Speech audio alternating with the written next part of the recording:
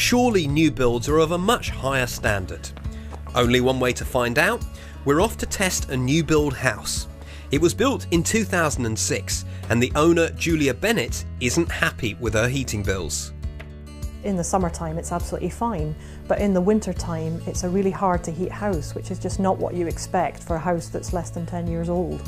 My backup plan is to wear jumpers, and we have a pile of blankets, and we shut the door and we try and just get cosy in here in the evenings in the winter.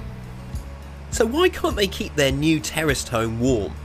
With the vacuum created, Paul's using an anemometer to measure the airflow through various gaps.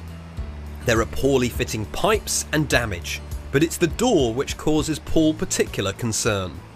Put your hand down there. Oh my god, that's a gale coming in though. It is a gale. We've got this cold air coming in from the back of the door. We've even got this crack between the plaster on the wall and the door frame itself. That's leaking too, and that'll be because of the house drying out since it's been built. Paul's got an ingenious way of illustrating the issue. So we have an experiment right here. And if you lift it up, right, so we've got them all on there. It's been absolutely fascinating to feel the air pouring through holes in the construction, and to see you holding those pieces from the hole puncher. It really explains why we've been struggling with the house. Paul's results confirm why it's been so difficult for Julia to heat this house. We carried out the test here today, so what have we learnt? at one level, this house meets building regulations, so it's legal.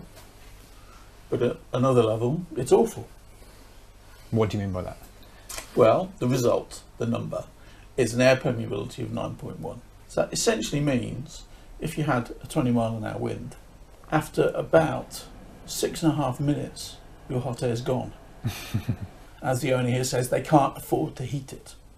Are they concentrated areas, or is it just a little bit in this crack and a little bit up there, or you just don't really know?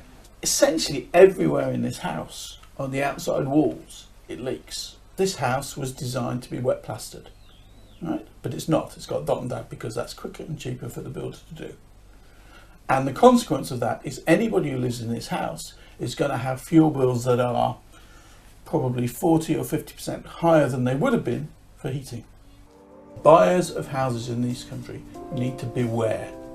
Unbelievably, Paul's air permeability reading of 9.1 is worse than our 1950s house before it had the remedial work done. But it's also within the permitted new build regulations of 10.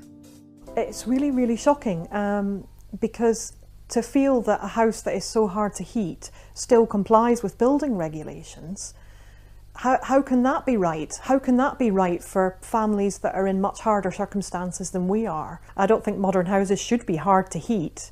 Urgently, we need a review of the building regulations on this particular element of the air tightness and the air permeability, because it's clearly not fit for purpose.